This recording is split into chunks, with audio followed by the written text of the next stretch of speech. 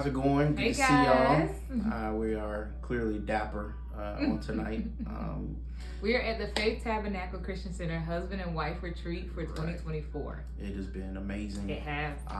We are grateful that we get to come to something like this, and so our episode for this, this episode is going to be very impromptu, stripped back. But the biggest thing I think we want to discuss in this episode is.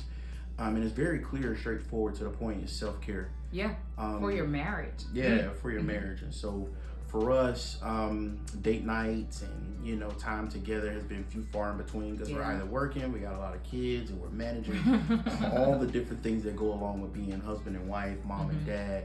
And so this weekend has been amazing for us. Big shouts out to her sister. Anna, Douglas, we love you. Thank you for watching the kids. You're awesome. Yes. And so...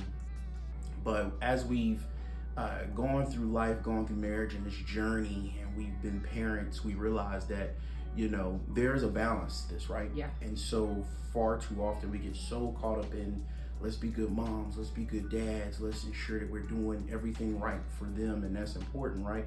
Don't get me wrong, but I think what's also important is what's here. Yes.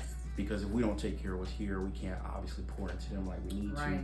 And so this has been an amazing opportunity for us to not necessarily relearn one another, because we've been kind of on a good beaten path, but I would say for sure spend that good quality time with one another that we know we need. And it's uninterrupted time, right? Yes, uninterrupted. And so good intimacy, good sex, just be great. But but all that's great. But Sorry, I am saying no, it's amazing. Well, we are married, yeah, right? absolutely, So. yeah. But what I am saying is that like all that is great. But a lot of times, you want those things. But a lot of times, sometimes all you want is just peace and quiet. Yeah. All you really want is some cuddle time. Yeah. Cut on a good Netflix. Yeah. And throw back and be chill. You really don't have to take a lot at all. Yeah, with no responsibility of hey mommy, hey papa, hey kids dad, trying to bust through the door, knock on the door. Or just wanting you to always needing something and to rescue things. And so it's good to have that opportunity to sometimes just be in silence and solitude and really just reflect and learn to appreciate one another and find better ways to communicate well. Yeah. So, Hush, what's your thoughts? How has this weekend been for you? Good, very good, very in needed or intentional. Like you said, I think sometimes we can get lost in the sauce of marriage, and then when you add kids on it, you could really get lost to the point where even from a wife perspective or mom perspective, you're constantly focusing on the kids, and your mind is constantly going, and it can sometimes get to a point where you may neglect each other. So what I love about trips like this, husband and wife retreats, is specifically designed to get you alone time with your spouse. They even did the renewing of vows just now during the banquet. This was the husband and wife ball. They did the renewing of the vows, did communion, prayed over each other. Like, I think this is it's just a good kind of, not even a reset, a good recharge. There we go. I think it's a good recharge for your marriage, and it's a needed recharge because sometimes you just forget. You don't realize how important it is. And like you said, if your marriage is off, your house is off.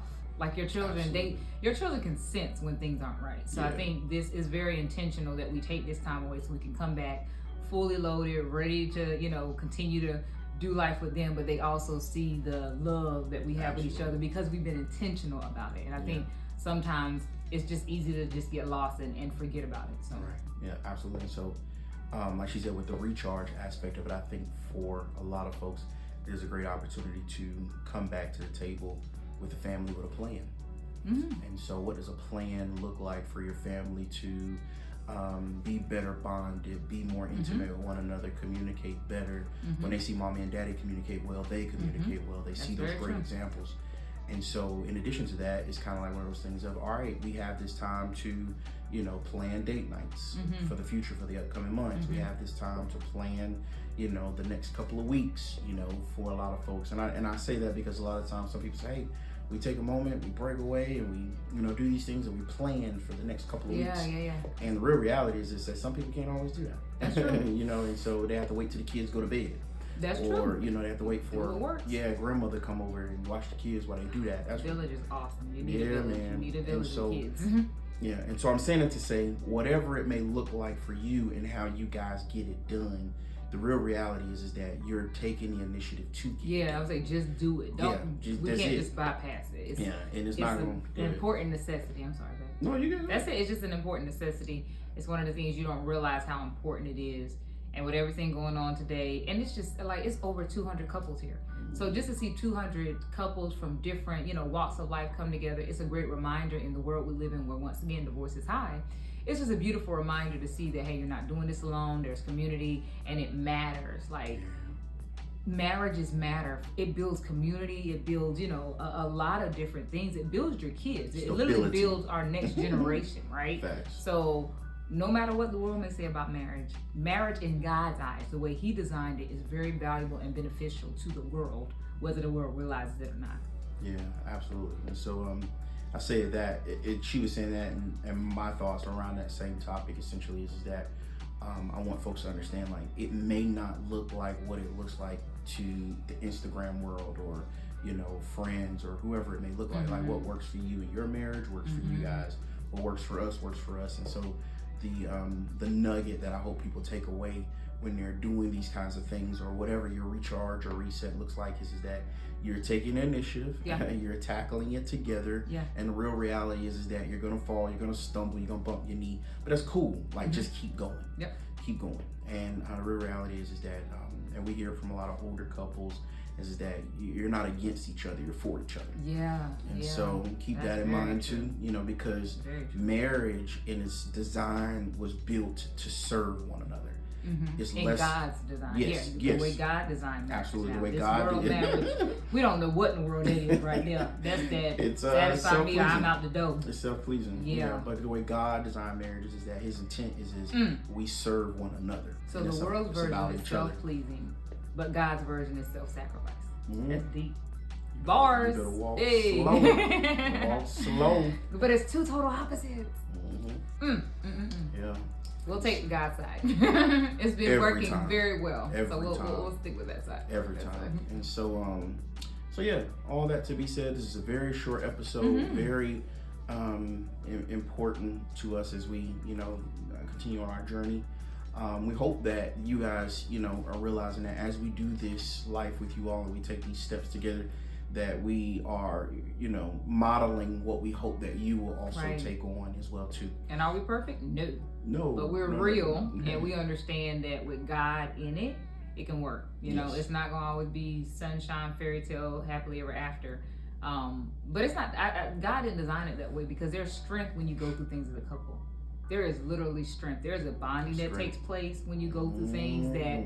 If you automatically think everything's always supposed to be happy-go-lucky, always supposed to feel good, there's no room for growth. But come on, don't do that. I'm not preaching. Sometimes God orchestrates everything in your marriage, everything in your life. But storms in marriages, when you weather them with God, you come out stronger, man. Big facts. Yeah. Because because you're right. Because I thought we were done. We ain't done. Let me piggyback off that. I ain't got him started. Show did. So here's the thing: is that marriage relationships are like going to the gym. Consistency builds growth. Resistance builds growth. That's true. And so little progress, little by little, taking it one day, once a week at a time, builds that intentional growth that you need in order to weather, like she's saying, big storms, little storms. And so you realize in those storms that yes, it's tough, but this is my partner. We're with one another. We're not against one another. Right. And so, like when I go to the gym, like here's the thing.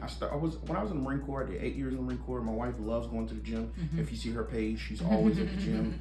But the biggest thing, like when we both go to the gym, there's an intentionality behind what we're doing because we know that the little small steps that we're taking to help build those muscles and put, some what they call it, resistance or growth on those muscles. That resistance that we're putting on there is going to help us get to the next weight. Right. It's going to help us break through that glass ceiling so that we in turn can grow further, move past. And it hurts. Yeah.